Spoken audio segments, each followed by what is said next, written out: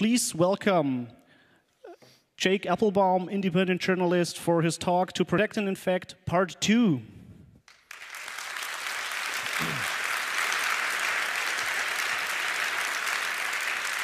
Okay. All right. Thanks so much for coming so early in the morning. Well, maybe not so early in the morning for most of you, apparently, since you were all been up for more than an hour. But I'm going to talk today a little bit about some things that we've heard about at the conference, and I'm going to talk a bit about some things that you have not probably ever heard about in your life and are even worse than your worst nightmares. So recently we heard a little bit about some of the low-end corporate spying that's often billed as being sort of like the hottest, most important stuff. So the Finfisher, the hacking team, the VuPen, and sort of in that order it becomes more sophisticated and more tied in with the National Security Agency. There are some Freedom of Information Act requests that have gone out that actually show VuPen being an NSA contractor writing exploits, that there are some ties there. This sort of covers the sort of the whole gamut, I believe, which is that you can buy these like little pieces of forensics hardware, and just as a sort of fun thing, I bought some of those, and then I looked at how they worked, and I noticed that this mouse jiggler, you plug it in, and the idea is that it like keeps your screen awake. So have any of you seen that at all?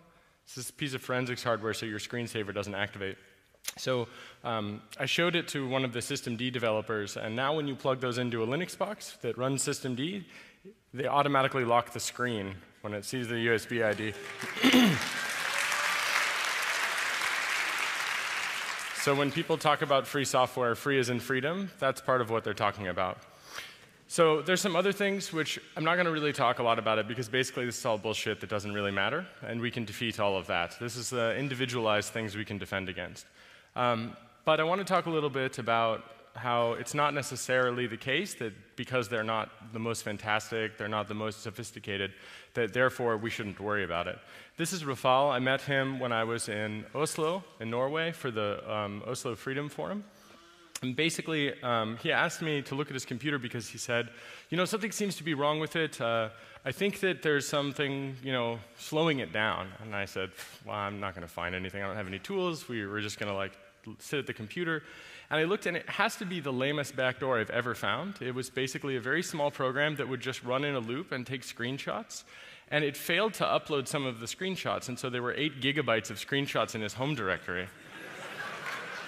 And I said, I'm sorry to break it to you, but I think that you've been owned. And by complete idiots. And he was really actually, he felt really violated. And then he told me what he does, which is he's an investigative journalist who works with top secret documents all the time with extreme operational security to protect his sources.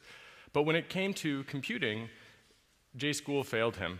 And as a result, he was compromised pretty badly. He was not using a specialized operating system like Tails, which if you're a journalist and you're not using Tails, you should probably be using Tails unless you really know what you're doing.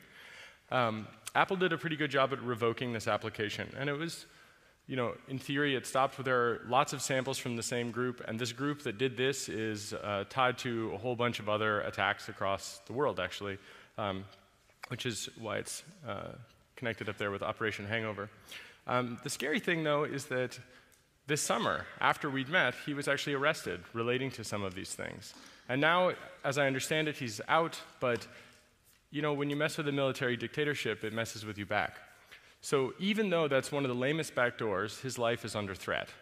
So just simple things can cause serious harm to regular people that are working for some kind of truth-telling. And that, to me, is really a big part of my motivation for coming here to talk about what I'm going to talk about next, which is that for every person that we learn about, like Rafal, I think there are lots of people we will never learn about.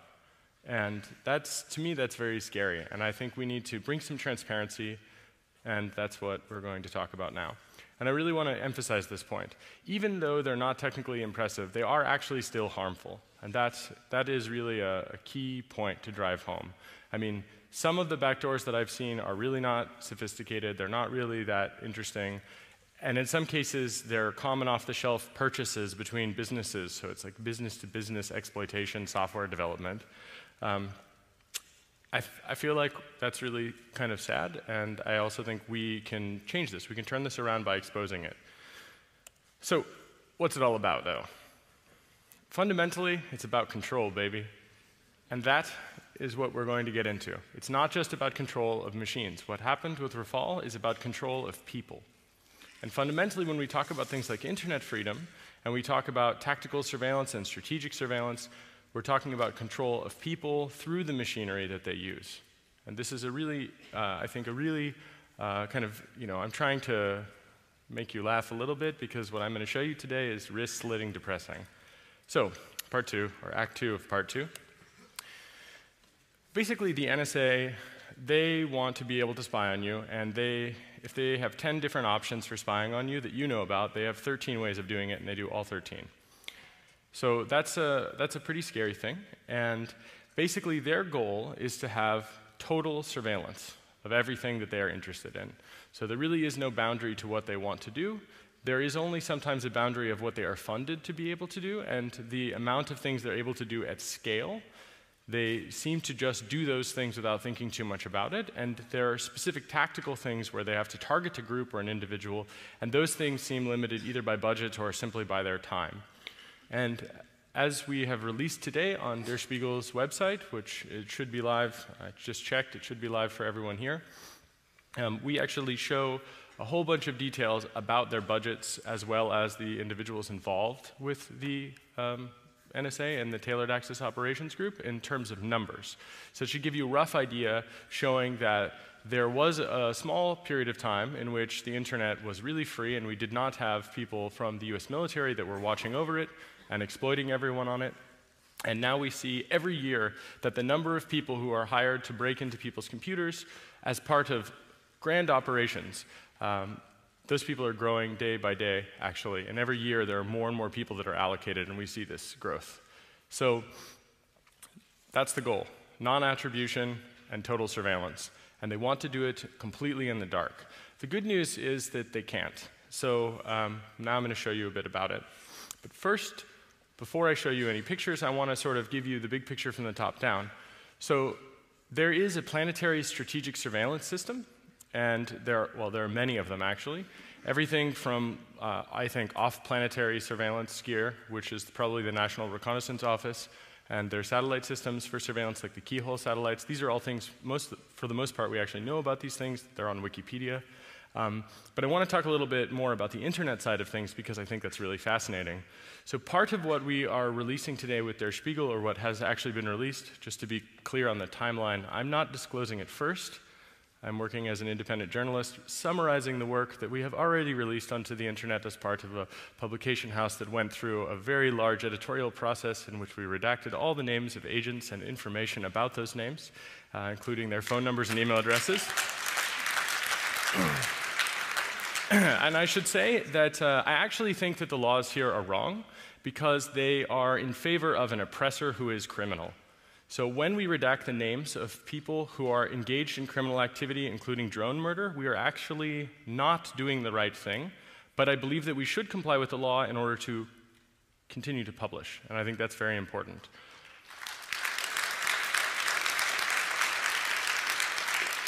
We also redacted the names of victims of NSA surveillance because we think that there's a balance. Unfortunately, there is a serious problem, which is that the US government asserts that you don't have standing to prove that you've been surveilled unless we release that kind of information. But we don't want to release that kind of information in case it could be a legitimate target, and I'm really uncomfortable with that term, but let's say that there is a legitimate target, the most legitimate target, and we didn't want to make that decision. But we did also want to make sure that we didn't harm someone, but we also wanted to show concrete examples. So if you look at the Spiegel stuff online, we redacted the names even of those who were victimized by the NSA's oppressive tactics, which I think actually goes further than is necessary, but I believe that it strikes the right balance to ensure continued publication and also to make sure that people are not harmed and that legitimate good things, however rare they may be, they are also not harmed. So if you've been targeted by the NSA and you would have found out today if we had taken a different decision, I'm really sorry. But this is the thing I think that keeps us alive. So this is the choice that I think is the right choice, and I think it's also the safest choice for everyone. So that said, Basically, the NSA has a giant dragnet surveillance system that they call Turmoil. Turmoil is a passive interception system. The passive interception system essentially spans the whole planet. Who here has heard about the Merkel phone incident? Some of you heard about Chancellor Merkel? So we revealed that in Der Spiegel, and what we found was that they tasked her for surveillance. I'll talk a little bit about that later. But basically, the way that this works is that they have this huge passive set of sensors, and any data that flows past it, they actually look at it. So there was a time in the past where surveillance meant looking at anything at all. And now the NSA tries to basically twist the words of every person who speaks whatever language they're speaking in. And they try to say that it's only surveillance if, after they collect it and record it to a database and analyze it with machines, only if, I think, an NSA agent basically looks at it personally and then clicks, I have looked at this, do they call it surveillance. Fundamentally, I really object to that, because if I ran a Turmoil collection system, that is passive signals intelligence systems collecting data from the whole planet, everywhere they possibly can, I would go to prison for the rest of my life. That's the balance, right? Jefferson talks about this. He says, you know, that which the government is allowed to do, but you are not, this is a tyranny. There are some exceptions to that, but the CFAA in the United States, the Computer Fraud and Abuse Act, you know, it's so draconian for regular people, and the NSA gets to do something like intercepting 7 billion people all day long with no problems, and the rest of us are not even allowed to experiment for improving the security of our own lives without being put in prison or under threat of serious indictment. And that, I think, is a really important point. So the Turmoil system is a surveillance system, and it is a dragnet surveillance system that is a general warrant dragnet surveillance if there ever was one. And now we shot the British over this when we started our revolution. We called them general writs of assistance. These were generalized warrants which we considered to be a tyranny. And Turmoil is the digital version of a general writ of assistance system. And the general writ of assistance itself is not clear if it even exists, because it's not clear to me that a judge would understand anything that I just said.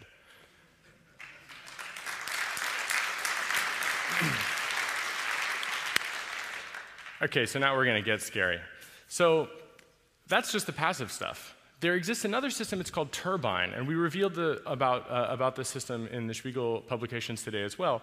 So if Turmoil is deep packet inspection, then Turbine is deep packet injection. And it is the system that, combined together with a thing, with Turmoil and Turbine, you can create a platform which they have consolidated, which they call QFire. QFire is essentially a way to programmatically look at things that flow across the internet that they see with Turmoil, and then using Turbine, they're able to actually inject packets to try to do attacks. And I'll describe some of those attacks in detail in a moment. But essentially, the interesting thing about QFire also is that they have a thing that's called a diode. So if you have, for example, a large number of systems where you control them, you might say, hey, what are you doing on that backbone? Hey, what's going on with these systems? And they could say, well, you know, we paid for access, we're doing this, it's all legal, et cetera. QFire has this really neat little detail, which is that they compromise other people's routers and then redirect through them so that they can beat the speed of light. And how they do that is that they have a passive sensor that's nearby a thing that they can inject from. And when they see that that thing sees a selector that is interesting to them or is doing a thing that they would like to tamper with in some way, then they take a packet, they encapsulate the packet, they send it to the diode, which might be your home router potentially, and then that home router decapsulates that packet and sends it out. And because that is very close to you, and let's say you're visiting Yahoo, then the Yahoo packet will not beat you. That is, or they will not beat the NSA or GCHQ. So it's a race condition. And so they basically are able to control this whole system and then localize attacks in that process. So that's pretty scary stuff, actually.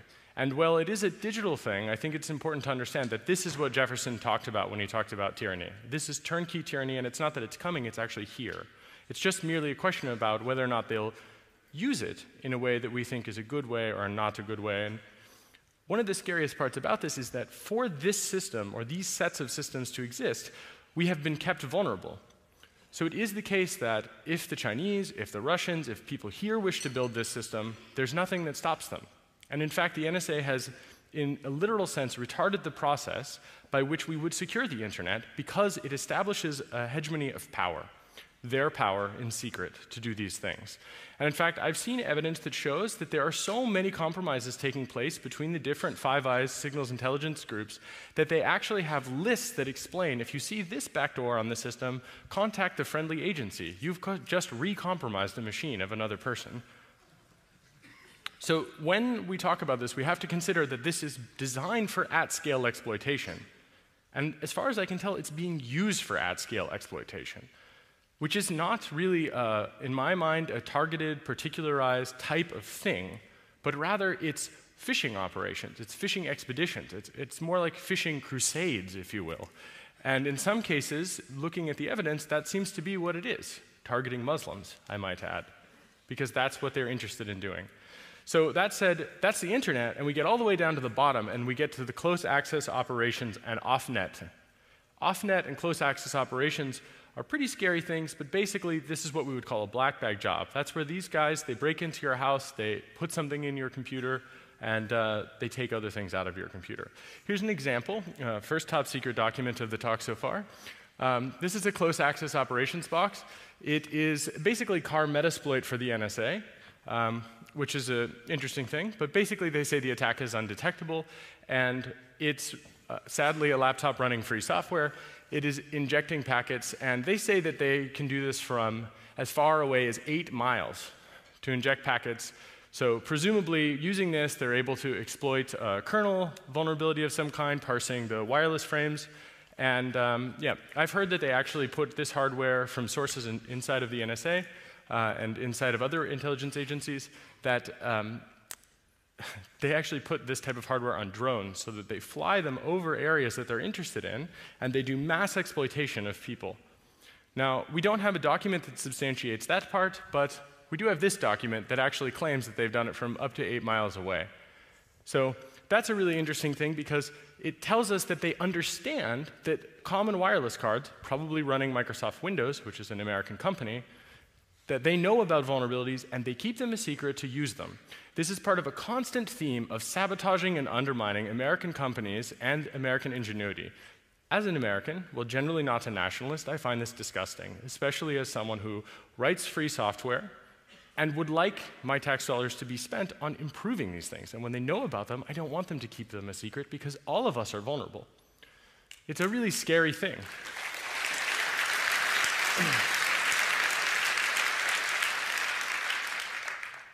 And it just so happens that at my house, myself and many of my friends, when we use wireless devices, Andy knows what I'm talking about, a few other people here, all the time we have errors in certain machines which are set up at the house, in some cases as a honeypot, thanks guys, where kernel panic after kernel panic, exactly in the receive handler of the Linux kernel where you would expect this specific type of thing to take place.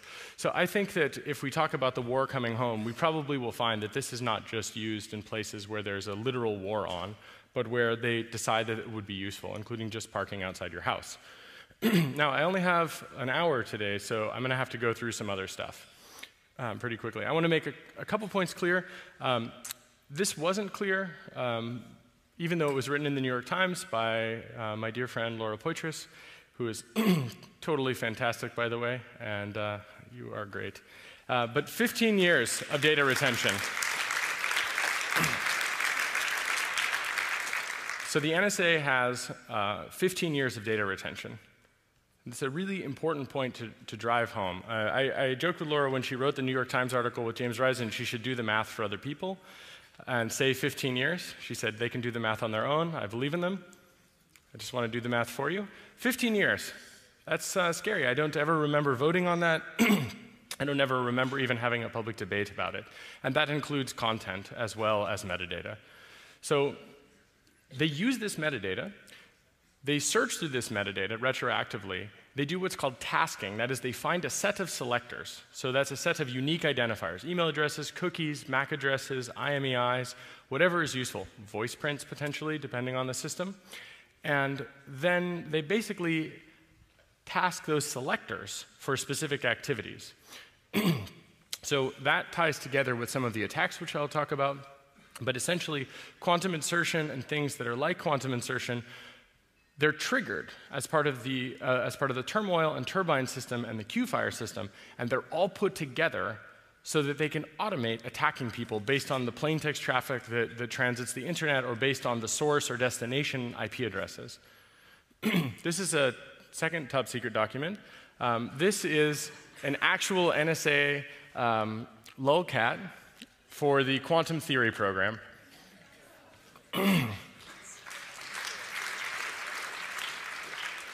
You'll notice it's a black cat hiding. Okay, so there are a few people in the audience that are still not terrified enough, and there are a few people that, as part of their process for coping with this horrible world that we have found ourselves in, they will say the following: there's no way they'll ever find me, I'm not interesting. So I just want to dispel that notion and show you a little bit about how they do that. So we mentioned turmoil, which is the dragnet surveillance, and turbine, which is deep packet injection, and Q-fire, where we tie it all together. And this is an example of something which I think actually demonstrates a crime, but I'm not sure. I'm not a lawyer. I'm definitely not your lawyer. I'm certainly not the NSA's lawyer. But this is the Marina system. This is merely one of many systems where they actually have full content as well as metadata taken together. They do contact chaining, where they find out you guys are all in the same room as me, which reminds me, let's see, I got this phone. Okay, that's good. Let's turn that on. So now, you're welcome. You have no idea. But I just wanted to make sure that if there was any question about whether or not you were exempt from needing to do something about this, that is dispelled.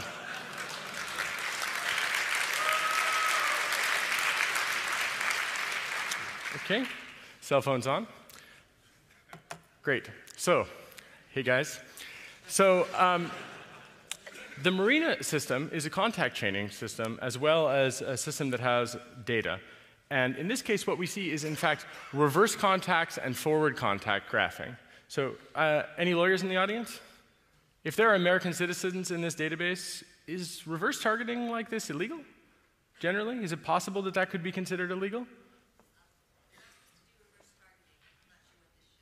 Yeah, so interesting. If it's called reverse contacts instead of reverse targeting, yeah, exactly. So you'll also notice the, on the right-hand side, webcam photos. So just in case you're wondering, in this case, this particular target, I suppose that he did not or she did not have a webcam. Good for them. If not, you should follow the EFF's advice and you should put a little sticker over your webcam. But you also note that they tried to find equivalent identifiers. So every time there's a linkable identifier that you have on the internet, they tried to put that and tie it together and contact chain it. And they try to show who you are among all of these different potential identifiers. So if you have 5 email addresses, they would link them together. And then they try to find out who all your friends are. You also note at the bottom here, logins and passwords. So they're also doing dragnet surveillance in which they extract the feature set extraction where they know semantically what a login and a password is in a particular protocol.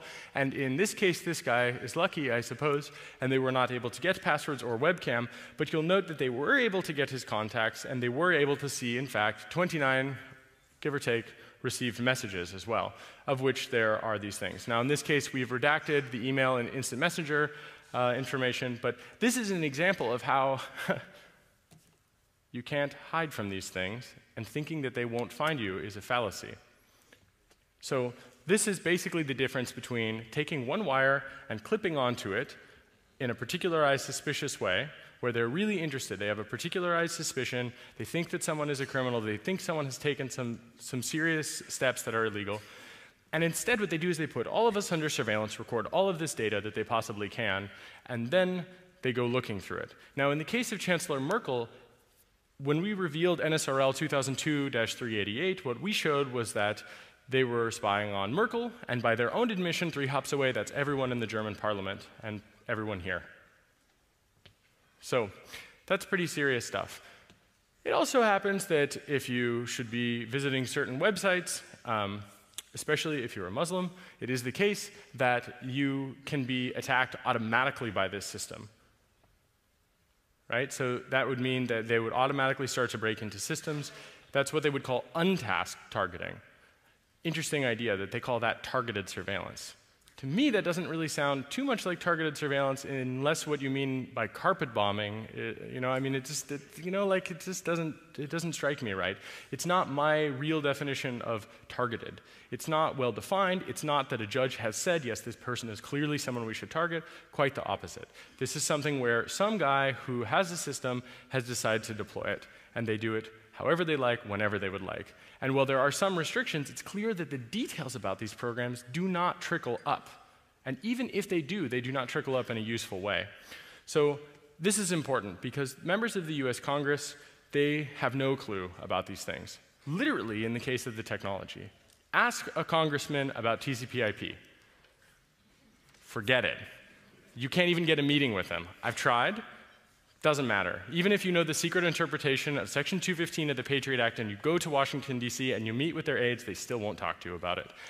Part of that is because they don't have a clue, and another part of it is because they can't talk about it because they don't have a political solution. Absent a political solution, it's very difficult to get someone to admit that there is a problem. Well, there's a problem. So we're going to create a political problem and also talk about some of the solutions. The cypherpunks generally have come up with some of the solutions when we talk about encrypting the entire internet. That would end dragnet mass surveillance in a sense, but it will come back in a different sense, even with encryption. We need both the marriage of a technical solution and we need a political solution to go with it. And if we don't have those two things, we will unfortunately be stuck here. But at the moment, the NSA, basically, I feel, has more power than anyone in the entire world, any one agency or any one person. So Emperor Alexander, the head of the NSA, really has a lot of power. If they want to, right now, they'll know that the IMEI of this phone is interesting, it's very warm, which is another funny thing, and they would be able to break into this phone almost certainly and then turn on the microphone, and all without a court. So that to me is really scary. And I especially dislike the fact that if you were to be building these types of things, they treat you as an opponent if you wish to be able to fulfill the promises that you make to your customers. And as someone who writes security software, I think that's bullshit. So here's how they do a bit of it. So there are different programs. So Quantum Theory, Quantum Nation, Quantum Bot, Quantum Copper, and Quantum Insert. You've heard of a few of them. I'll just go through them real quick. Quantum Theory essentially has a whole arsenal of zero-day exploits. Then the system deploys what's called a SMOTH, or a seasoned moth. And a seasoned moth is an implant which dies after 30 days. So I think that these guys either took a lot of acid or read a lot of Philip K. Dick. Potentially both. And they thought, Philip K. Dick wasn't dystopian enough. Let's get better at this. And after reading Valis, I guess, they went on. And they also have, as part of Quantum Nation, what's called validator or commandeer. Now, these are first-stage payloads that are done entirely in memory. These exploits essentially are where they look around to see if you have what are called PSPs. And this is to say, like, if you have tripwire, if you have AID, if you have some sort of system tool that will detect that an attacker is tampering with files or something like this, like a host intrusion detection system. So validator and commandeer, which, clearly the point of commandeer, well, it's misspelled here. It's not actually, that's the name of the program, but the point is to make a pun on commandeering your machine. So, when I think about the US Constitution in particular, we talk about not allowing the quartering of soldiers. Gosh, commandeering my computer sounds a lot like a digital version of that. And I find that's a little bit confusing, mostly in that I don't understand how they get away with it. But part of it is because until right now, we didn't know about it in public, which is why we're releasing this in the public interest so that we can have a better debate about whether or not that counts, in fact, as a part of this type of what I would consider to be tyranny, or perhaps you think it is a measured and reasonable thing. I somehow doubt that. But in any case, Quantum Bot is where they hijack IRC bots, because why not? They thought they would like to do that. And an interesting point is that they could, in theory, stop a lot of these botnet attacks. And they have decided to maintain that capability, but they're not yet doing it, except when they feel like doing it for experiments or when they do it to potentially use them. It's not clear exactly how they use them. But the mere fact of the matter is that that suggests they're even, in fact, able to do these types of attacks. They've tested these types of attacks against botnets, and that's the program you should FOIA for. We've released a little bit of detail about that today as well. And quantum copper, to me, is really scary. It's essentially a thing that can interfere with TCP/IP, and it can do things like corrupt file downloads. So if you imagine the Great Firewall of China, so-called, that's for the whole planet. So if the NSA wanted to, tomorrow they could kill every anonymity system that exists by just forcing everyone who connects to an anonymity system to reset, just the same way that the Chinese do right now in China with the Great Firewall of China. So that's like the NSA built the equivalent of the Great Firewall of Earth. That's, to me, that's a really scary, heavy-handed thing. And I'm sure they only use it for good. But yeah, back here in reality, that to me is a really scary thing, especially because one of the ways that they are able to have this capability, as I mentioned, is these diodes. So what that suggests is that they actually repurpose other people's machines in order to reposition and to gain a capability inside of an area where they actually have no legitimacy inside of that area. That, to me, suggests it is not only heavy-handed, that they have probably some tools to do that. You see where I'm going with this? Well, quantum insertion, this is also an important point because this is what was used against Belgacom. This is what's used by a whole number of, unfortunately, players in the game, where basically what they do is they inject a packet. So you have a TCP connection, Alice wants to talk to Bob, and for some reason Alice and Bob have not heard about TLS. Alice sends an HTTP request to Bob. Bob is Yahoo, NSA loves Yahoo. And basically they inject a packet which will get to Alice before Yahoo is able to respond, right? And the thing is that if that was a TLS connection, the man-on-the-side attack would not succeed. That's really key. If they were using TLS, the man-on-the-side attack could at best, as far as we understand it at the moment, they could tear down the TLS session, but they couldn't actually actively inject. So that's a man-on-the-side attack. We can end that attack with TLS. When we deploy TLS everywhere, then we will end that kind of attack. So there was a joke, you know, when you download MP3s, you ride with communism from the 90s. Some of you may remember this. When you bareback with the internet, you ride with the NSA.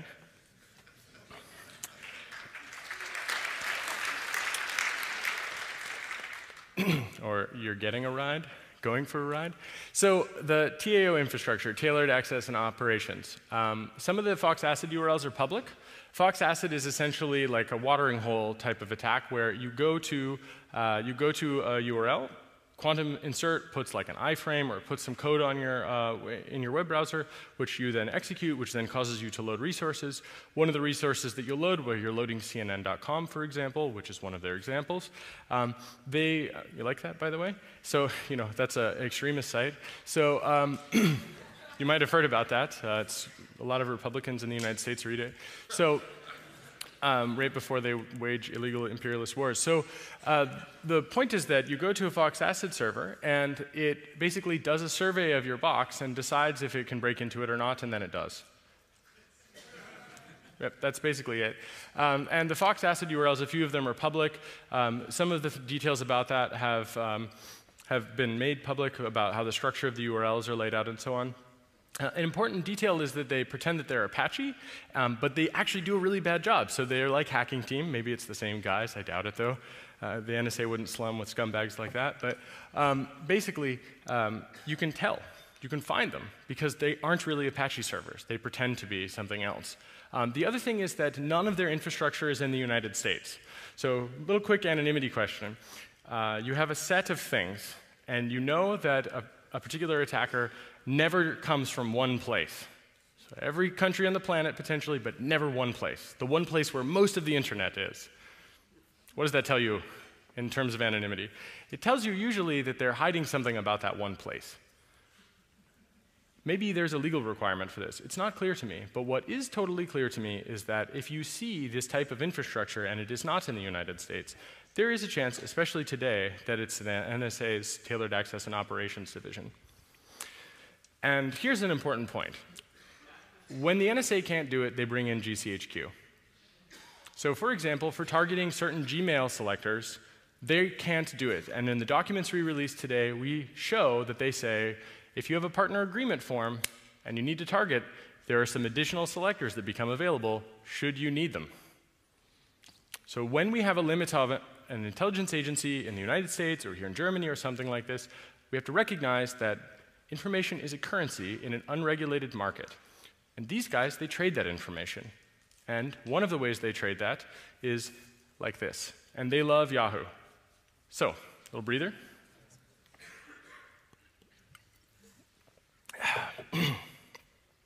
It's always good to make fun of the GCHQ with Austin Powers.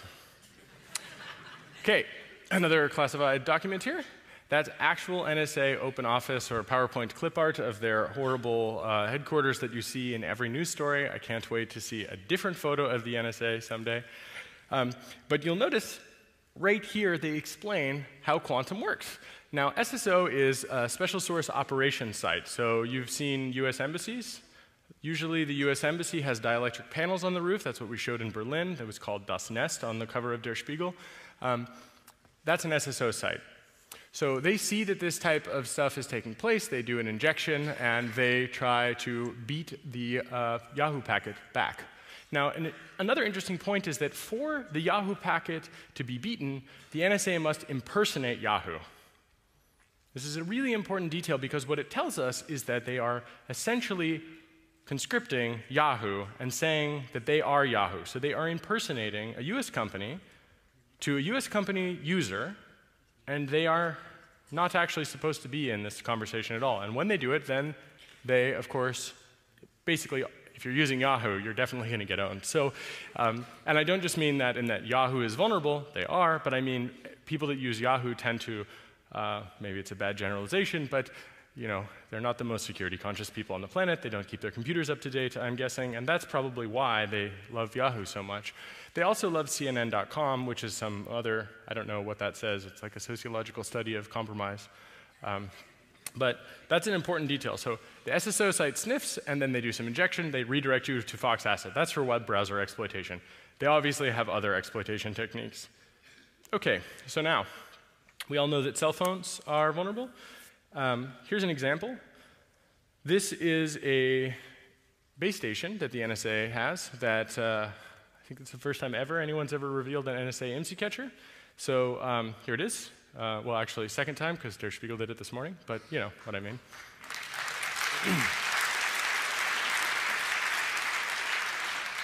So they call it find, fix, and finish, targeted handset users. Now, it's really important to understand, when they say targeting, you would think massive collection, right? Because what are they doing? They're pretending to be a base station. They want to overpower. They want to basically be the phone that you connect to, or the phone system that you connect to. And that means lots of people are going to connect potentially. So it's not just one targeted user. So hopefully they have it set up so that if you need to dial 911, or here in Europe, 112, you know, by the way, if you ever want to find one of these things, try to call different emergency numbers, note which ones are out where, just as a little detail. Also note that sometimes if you go to the Ecuadorian embassy, you will receive a welcome message from Uganda Telecom, because the British, when they deployed the IMSI catcher against Julian Assange at the Ecuadorian embassy, made the mistake of not reconfiguring the spy gear they deployed in Uganda when they deployed it in London.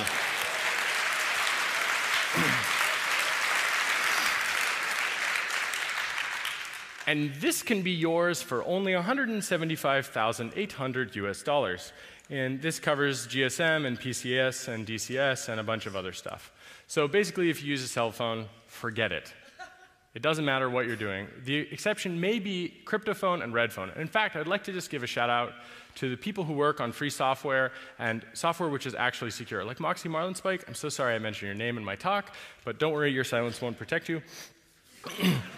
I think it's really important to know Moxie is one of the very few people in the world who builds technologies that is both free and open source, and as far as I can tell, he refuses to do anything awful. No backdoors or anything. And from what I can tell, this proves that we need things like that. This is absolutely necessary because they replace the infrastructure we connect to. It's like replacing the road that we would walk on and adding tons of spy gear. And they do that too. We'll get to that. OK. So I'm going to go a little quick through these because I think it's better that you go online and you ingest it, and I want to have a little bit of time for questions. But basically, here's an example of how, even if you disable a thing, the thing is not really disabled. So if you have a Wi-Fi card in your computer, the Somber Knave program, which is another classified document here, they basically repurpose your Wi-Fi gear. They say, you're not using that Wi-Fi card? We're going to scan for Wi-Fi nearby, we're going to exfiltrate data by finding an open Wi-Fi network, and we're going to jump on it. So they're actually using other people's wireless networks in addition to having this stuff in your computer. And this is one of the ways they beat a so-called air-gapped target computer. Okay, so here are some of the software implants. Now, we're going to name a bunch of companies because fuck those guys, basically, for collaborating when they do, and fuck them for leaving us vulnerable when they do.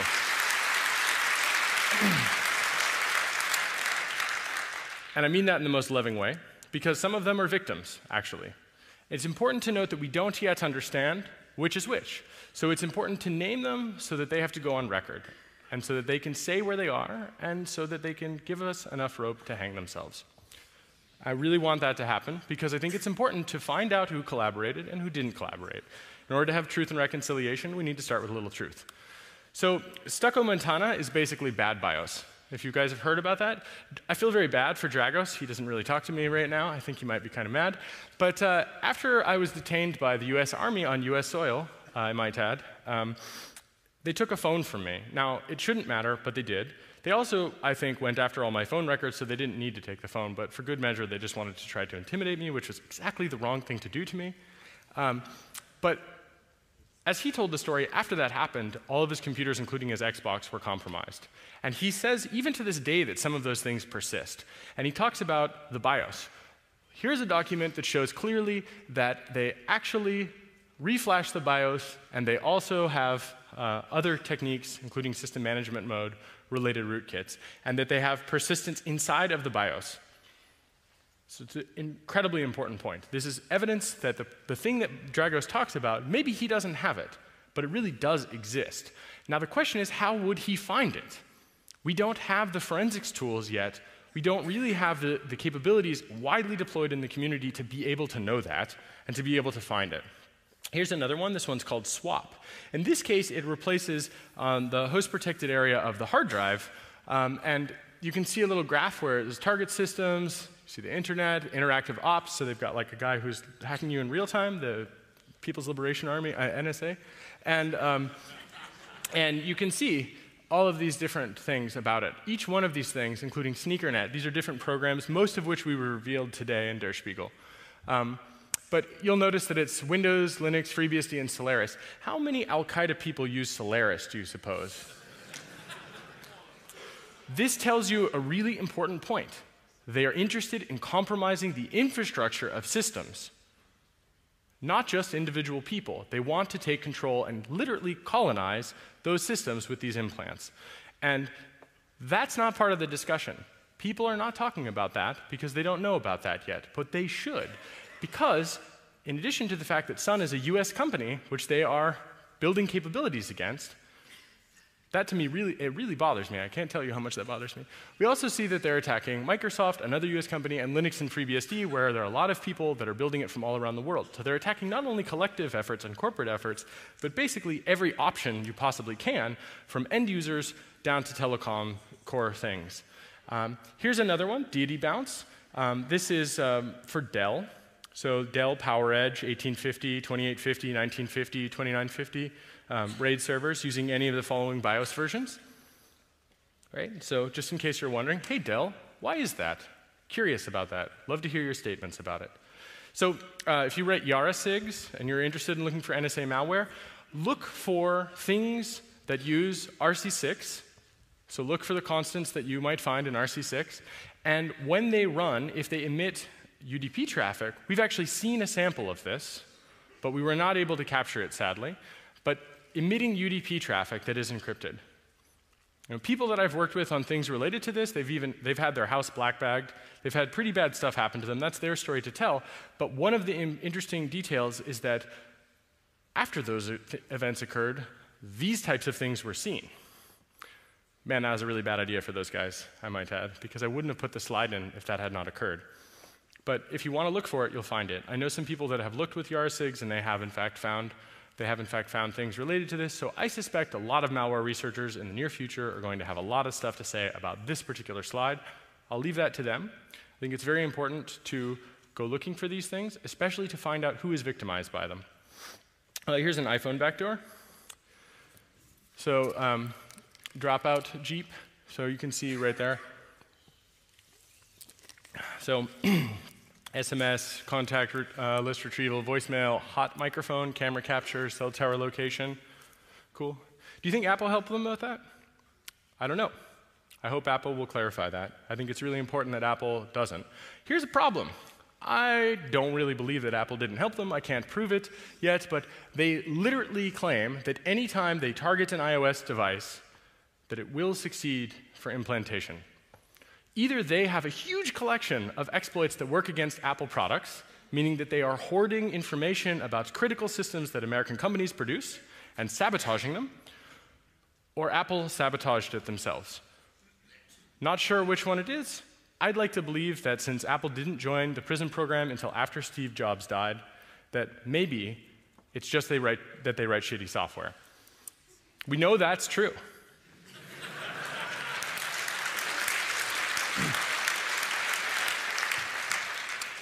Here's a HVT, high-value target. This is a high-value target being targeted with a backdoor for Windows CE Thuraya phones. So if you have a Thuraya phone and you were wondering if it was secure, yeah, maybe. Good luck. Here's one where they replaced the hard drive firmware. There was a talk at OHM this year where a guy talked about replacing hard drive firmware. You were onto something. You were really onto something. Whoever you are, you were onto something. Because the NSA has a program here, irate monk, and that's exactly what they do. They replace the firmware in the hard drive, so it doesn't matter if you reformat the hard drive, you're done. The firmware itself can do a whole bunch of stuff. So here are the names of the hard drive companies where it works: Western Digital, Seagate, Maxtor, and Samsung. And of course, they support FAT, NTFS, ext3, and UFS. They probably now have support for additional file systems, but this is what we can prove. Please note at the bottom left and the bottom right, status: released and deployed, ready for immediate delivery, and unit cost, $0. It's free. Yeah, you can't get it. It's not free as in free software. It's free as in you're owned.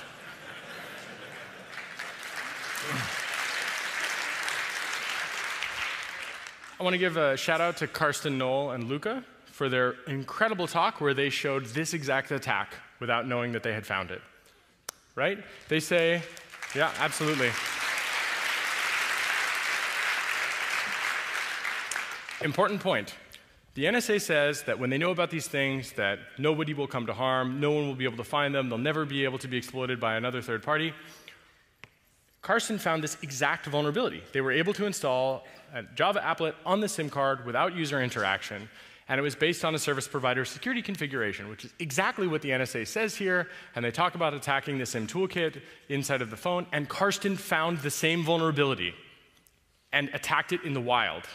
This is perfect evidence not only of how badass Karsten and Luca are, they are, no question, but also about how wrong the NSA is with this balance. Because for every Karsten and Luca, there are hundreds of people who are paid to do this full time and never tell us about it.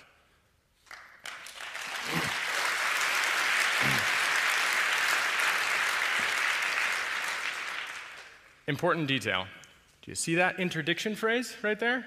Through remote access, in other words, we broke into your computer, or interdiction, in other words, we stole your fucking mail. Now, this is a really important point. We all have heard about these paranoid, crazy people talking about people breaking into their houses. That's happened to me a number of times. Motherfuckers, getting you back. It's really important to understand this process is one that threatens all of us. The sanctity of the postal system has been violated. I mean, whoa, God, it makes me so angry, you know? You can't even send a letter without being spied on, but even worse, that they tamper with it. It's not enough that the US Postal Service records all of this information and keeps it.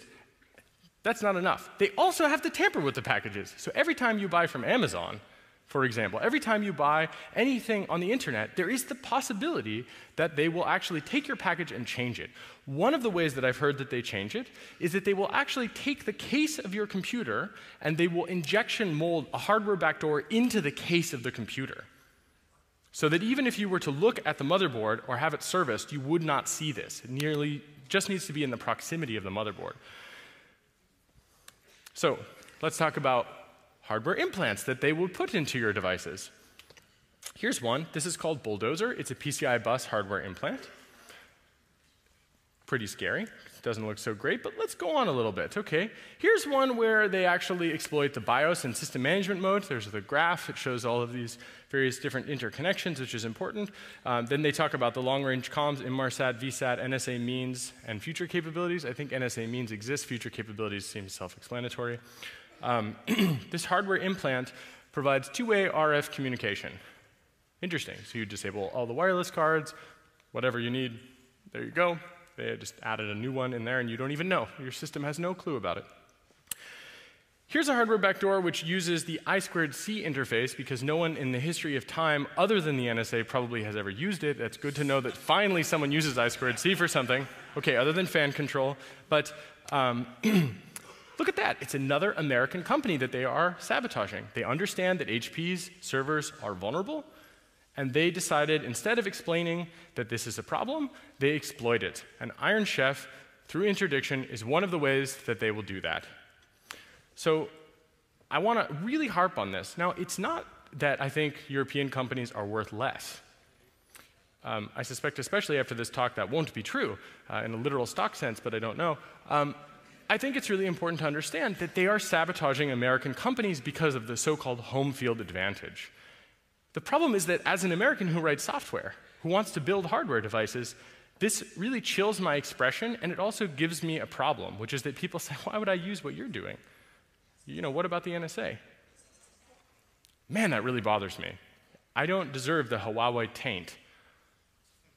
And the NSA gives it. And President Obama's own advisory board that was convened to understand the scope of these things has even agreed with me about this point, that this should not be taking place, that hoarding of zero-day exploits cannot simply happen without thought processes that are reasonable and rational and have an economic and social valuing where we really think about the broad-scale impact. Now, we're going to go on to a little bit more. Here's where they attack SIM cards. This is Monkey Calendar. So it's actually the flowchart of how this would work. So in other words, they told you all of the ways in which you should be certainly looking at this. So if you ever see your handset emitting encrypted SMS that isn't text secure, you now have a pretty good idea that it might be this. Here's another example. If you have a computer in front of you, I highly encourage you to buy the Samsung SGH-X480C. That's the preferred phone of the NSA for attacking another person's phone.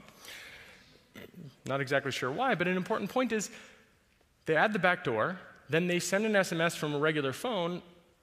What does that tell you? What does that tell you about the exploitation process? It tells you that it's actually something which is pretty straightforward, pretty easy to do, doesn't require specialized access to the telecoms once they've got your phone compromised. That, to me, suggests that other people might find it, other people might use these techniques. Okay, here's a USB hardware implant called Cottonmouth. We released this in Spiegel today as well. See the little red parts? It will provide a wireless bridge onto the target network with the ability to load exploit software. Here's a little bit of extra details about that. It actually shows the graph at the bottom, how they do this, how they get around, how they beat the air gap of these things. And they talk a bit about being Genie compliant. So Genie and the rest of these programs, these are like Dropout Jeep is part of the Chimney Pool programs, and Cottonmouth is part of the rest of these programs over here. These are huge programs where they're trying to beat a whole bunch of different adversaries. And different capabilities are required. And this is one of the, probably, I think, more interesting ones. But here's the next revision of it, where it's in a USB plug, not actually in the cable. And look, 50 units for $200,000 US. It's really cheap. You like my editorializing there, I hope. So $200,000, okay. And here's where you look for it. If you happen to have an X-ray machine, look for an extra chip. And that's a howler monkey radio frequency transmitter. Well, what's a howler monkey? We'll talk about that in a second, but basically, this is for Ethernet. Here, this is the Firewalk. It can actually do injection bidirectionally on the Ethernet controller into the network that it's sitting on. So it doesn't even have to do things directly to the computer. It can actually inject packets directly into the network according to the specification sheet, which we released today on Der Spiegel's website. As it says, active injection of Ethernet packets onto the target network. Here's another one from Dell with an actual Flux Babbitt hardware implant for the PowerEdge 2950. This uses the JTAG debugging interface of the server. Why did Dell leave a JTAG debugging interface on these servers? Interesting, right? Because it's like leaving a vulnerability in. Is that a bug door or a backdoor? Or just a mistake? Well, hopefully they will change these things, or at least make it so that if you were to see this, you would know that you had some problems. Hopefully Dell will release some information about how to mitigate this advanced persistent threat. Right? Everything that the US government accused the Chinese of doing, which they are also doing, I believe, we are learning that the US government has been doing to American companies. That to me is really concerning, and we've had no public debate about these issues, and in many cases, all the technical details are obfuscated away, and they're just completely outside of the purview of discussions. In this case, we learn more about Dell and which models. And here's the howler monkey. These are actually photographs of the NSA implanted chips that they have when they steal your mail.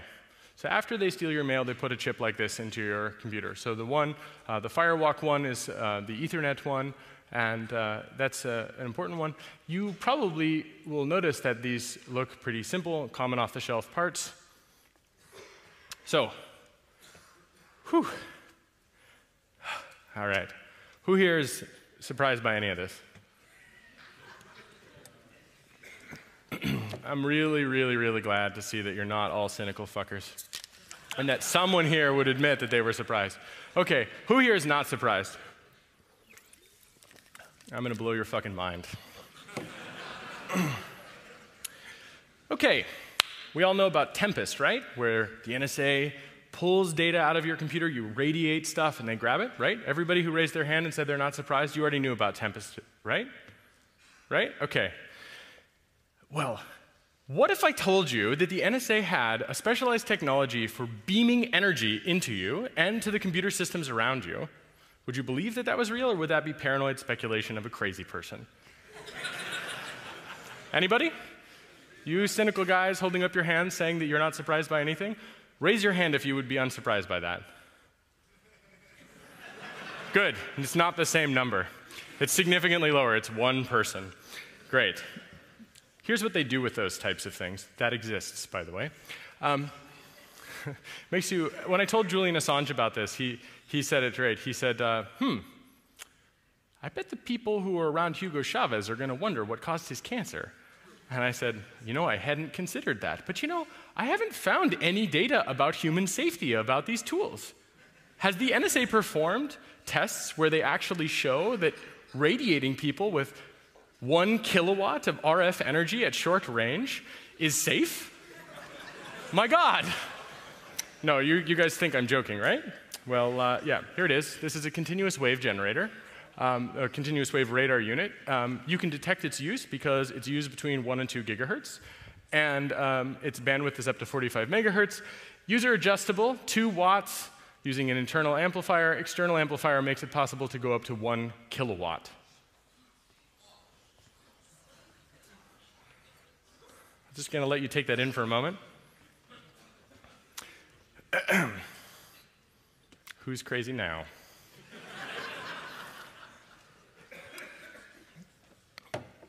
Now, I'm being told I only have 1 minute, so I'm going to have to go a little bit quicker. I'm sorry.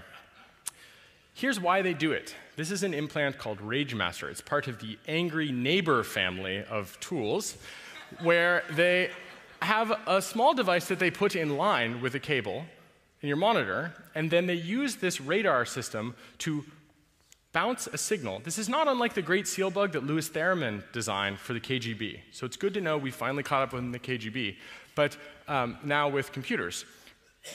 They send the microwave transmission, the continuous wave, it reflects off of this chip, and then they use this device to see your monitor. Yep, so there's the full life cycle. First they radiate you, then you die from cancer, then you win. Okay, so here's the same thing, but this time for keyboards, USB and PS2 keyboards. So the idea is that it's a data retroreflector. Here's another thing, but this one, the Tawdry Yard program, is a little bit different. It's a beacon. So this is where probably then they kill you with a drone. That's pretty scary stuff. They also have this for microphones to gather room bugs. for room audio. Notice the bottom, it says, all components are common off the shelf and are so non-attributable to the NSA. Unless you have this photograph in the product sheet. Happy hunting.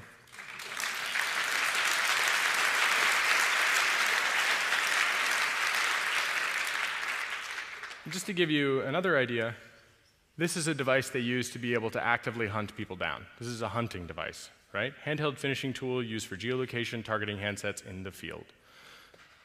So, who was not surprised by this? I'm so glad to have finally reached a point where no one raised their hand except that one guy who I think misheard me. Or you're brilliant, and please stay in our community and work on open research. Yeah, and if you work for the NSA, I'd just like to encourage you to leak more documents.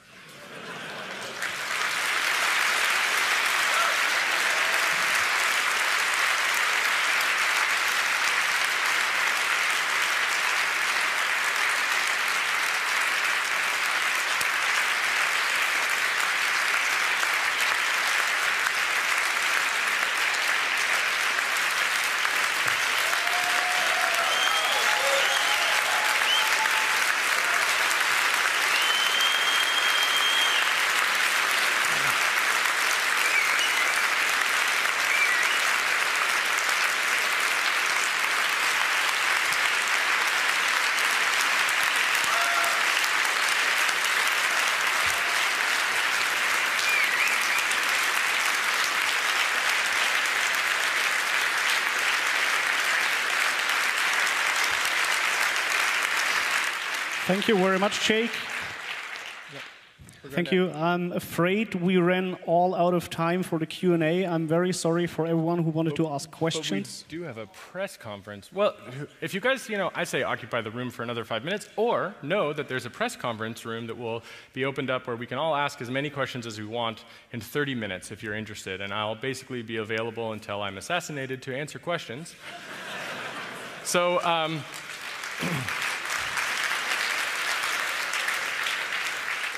in the immortal words of Julian Assange, remember, no matter what happens, even if there's a videotape of it, it was murder. Thank you. Thank you. Please give a warm round of applause to Jake.